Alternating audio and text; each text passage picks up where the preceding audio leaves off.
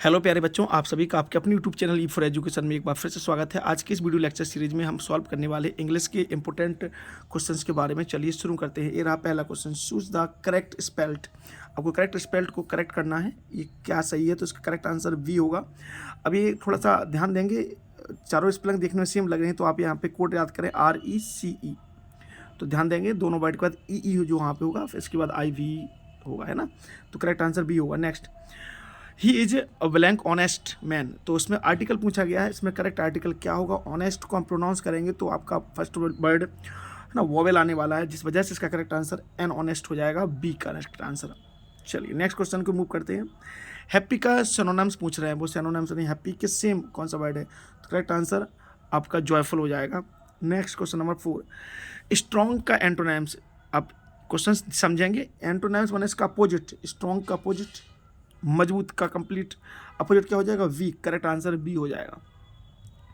चलिए question number 5, fill the blank with the correct prepositions. Prepositions को fill up करना है, ये क्वेश्चन वेरी इंपॉर्टेंट है, लास्ट वीडियो में भी था। तो she is fond blank music, तो फाउंड के साथ ऑफ का यूज होता है, ये तो वेरी वेरी इंपॉर्टेंट है, तो करेक्ट आंसर सी हो जाएगा। चलिए next, they blank in Delhi since 2010। तो यहाँ पे समझेंगे आपको प्रेजेंट परफेक्ट कंटिन्यूस टेंस है, क्योंकि सिंस लगा हुआ है, जिस वजह से इसका करेक्ट आंसर क्या होने वाला है, तो उसका करेक्ट आंसर होगा दे हैव लिव्ड, तो सी आंसर इसका करेक्ट हो जाएगा। चलिए यहाँ पूछा है करेक्ट प्लूरल फॉर्म को फिलअप करना है, फुट का आपको प्लूरल फॉर्म बताना है, तो फुट्स, फीट्स, फीट या फुट्स, तो करेक्ट आंसर जो होगा वो होगा फीट, सी आंसर इसका करेक्ट हो जाएगा। चलिए नेक्स्ट क्वेश्चन की ओर, करेक्ट सेंटेंस को पहचानना है, तो करेक्ट सेंटेंस इसका क्या है, ये 4 ऑप्शन आपके सामने दिए गए हैं, तो करेक्ट आंसर वो हो जाएगा B, he does his work. Next question, she blank going to school now. अब यहाँ पे आप समझेंगे एक वर्ड लिखा है नाउ, जो नाउ वर्ड है कंटिन्यूस फॉर्म को रिप्रेजेंट करता है, जिस वजह से इसका करेक्ट आंसर हो जाएगा इज, CH की प्रेजेंट कंटिन्यूस हो जाएगा, तो सही आंसर क्या हो जाएगा, ए करेक्ट आंसर हो जाएगा इसका। चलिए 10th नंबर का question, this is blank house, ये हमारा घर है, तो यहाँ पे क्या करेक्ट फॉर्म होगा, दिस इज, तो आवर्स या बी या अस, तो आंसर नंबर ए इसका करेक्ट हो जाएगा। चलिए this is blank place in the city, तो आपको यहाँ पे एडजेक्टिव पढ़ना पूछा गया है, इसमें एडजेक्टिव आप है ना ये जरूर समझा करें कि क्या फिलअप करना है। एडजेक्टिव जो नाउन की नाउन के बारे में इंफॉर्मेशन दें, तो आप समझेंगे यहाँ पे लिखा है द आर्टिकल का यूज होता है, तो द आर्टिकल के होने की वजह से जो भी एडजेक्टिव यूज होगी वो सुपरलेटिव फॉर्म की होगी, तो इसका आंसर हो जाएगा मोर ब्यूटीफुल। चलिए 12 नंबर क्वेश्चन को सॉल्व करेंगे। I have not seen him blank Monday, तो यहाँ पे ऑप्शन लिखे हुए हैं मंडे, तो आपको पता होना चाहिए कि मंडे के लिए हम क्या यूज करने वाले हैं, तो आपको सिंस फॉर में से करेक्ट आंसर, मंडे एक फिक्स फॉर्म है, तो इसका करेक्ट आंसर हो जाएगा मंडे के लिए आपका 12 नंबर का क्वेश्चन का करेक्ट आंसर हो जाएगा सिंस, बी। चलिए नेक्स्ट क्वेश्चन की ओर मूव करते हैं। यू ब्लैंक ओबे योर पेरेंट्स, आपको अपने पेरेंट्स की आज्ञा माननी चाहिए, तो उसका करेक्ट आंसर हो जाएगा पेरेंट ओबे करना चाहिए, मतलब मस्ट, करेक्ट आंसर हो जाएगा वी।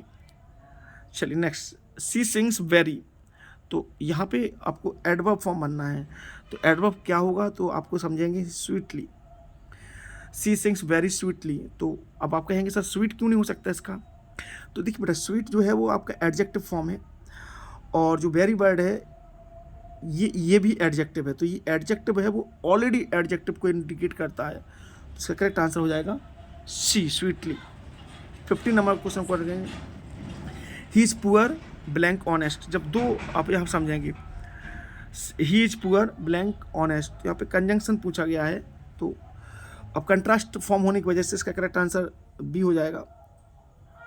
चल next 16, there blank a pen and 2 book on the table, तो यहाँ पे देख समझेंगे आपको, यहाँ पे 2 प्लूरल फॉर्म दिए गए हैं, अ पेन एंड 2 बुक्स, तो पूरा पेयर एक प्लूरल फॉर्म हो गया, तो प्लूरल फॉर्म होने की वजह से इसका करेक्ट आंसर क्या होने वाला है, तो आप करेक्ट करें हमें। और अब यहाँ पे एक और इम्पोर्टेंट चीज़ समझेंगे, तो इसका करेक्ट यहाँ पे एक ही ये पॉइंट, तो इसका करेक्ट आंसर हो जाएगा ये 16। चलिए 17, correct the passive voice, passive voice बताना है इसका। चलिए पैसिव वॉइस क्या हो जाएगा, ये क्वेश्चन एग्जाम में डिस्कस होता है पैसिव वॉइस का, तो सी राइट्स अ लेटर, तो ये प्रेजेंट में है और पूछा गया है इसका पैसिव फॉर्म बनाना है, तो इसका पैसिव फॉर्म होगा a letter is written by a letter is written by her, तो ऑप्शन नंबर ई इसका करेक्ट हो जाएगा। ठीक है, नेक्स्ट क्वेश्चन को मूव करते हैं। यू आर कमिंग, एक क्वेश्चन टैग से रिलेटेड क्वेश्चन आता है, तो ये रहा क्वेश्चन टैग का question. Question tag you are coming, तो आरंट, तो आरंट के बाद यू लिखा होगा, तो करेक्ट आंसर आपका ये हो जाएगा। चलिए 19, he is good blank English. देखिए ये क्वेश्चन जरूर ऐसा डिस्कस होता है, तो इसका करेक्ट आंसर इन इंग्लिश हो जाएगा।